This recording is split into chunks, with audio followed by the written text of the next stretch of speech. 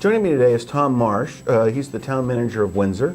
So Tom, we were talking a little bit about sort of the overall budget, and I don't want to bore people, but it seems to me something I'm always intrigued with is infrastructure issues. Mm-hmm. They're big, they're pervasive, and they're easy to ignore.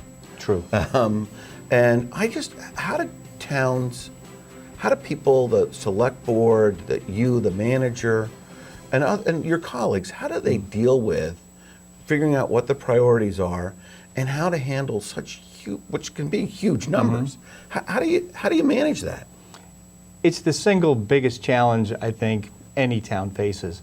Most towns in this end of New England have a fairly significant industrial background. Those industrial heritages demanded big water, sewer systems, roads, sidewalks, condensed neighborhoods where people walk to work. And it's pretty clear that throughout most of New England, if you haven't lost a significant amount of your factory or manufacturing infrastructure, it's at least changed, gone out to corporate parks or things like that away from the village center. So all of us have a lot to maintain. Most of it is bigger than the scope that we need today, but you can't just close down a section of your sewer system and say we're not going to do that section anymore. So the path Windsor has taken is we've become very aggressive at seeking state and federal funding. A lot of it has a lot of bureaucratic red tape associated with it, but going after that to help us leverage local dollars has been a big help. We've been able to do a couple $1 million upgrade to our water system. We're in the middle of a $2 million upgrade to our sewer treatment plant. We just did a $1.5 million upgrade to our pump station apparatus. And I think what was very proactive on the part of Windsor is not this year, but last year, the town voted to approve a $3 million bond for road drainage and sidewalks. $3 million is a big number for a town the size of Windsor. And what we're doing is we're pulling from it like a line of credit. We're not pulling it all at once. So this year we did about $600,000 worth of work. And we're doing things like applying for a state grant that requires a one-to-one match that many towns don't apply for because the match is so high. But if we apply for $100,000 and use $100,000 of our bond fund, we essentially leveraged it 2-to-1. And we've been able to make some really good progress on our paving and culvert sidewalks.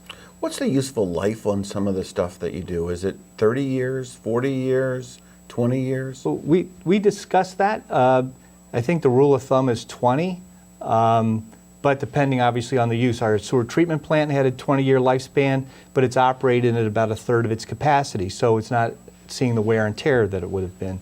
Roads, if you build them correctly, which state or local, which is tough to do in our area. Exactly. You don't get that lifespan, so it's more of just putting an overlay on.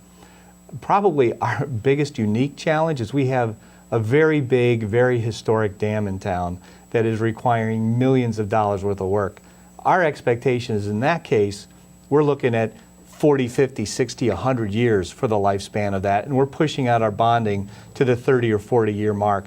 Typically when we do those bonds, we look at a 20-year lifespan and try to make the payments over the usable life. Is the federal government proactive in helping small towns? That's just kind of a double-edged sword. There's a lot of different agencies and programs saying we really want to help, here's our program. And maybe if you're in a state that has a huge county bureaucracy, there are the people in place that can wade through the miles and miles and miles of red tape to go across with this.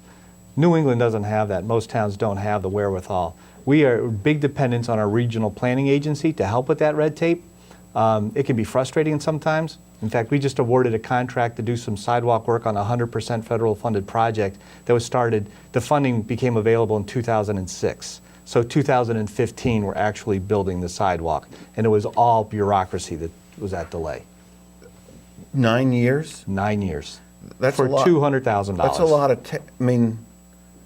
The economics don't make sense. Is there an anomaly to this, or is that? It depends on what side of the fence you are as far as federal spending and the value you get for it.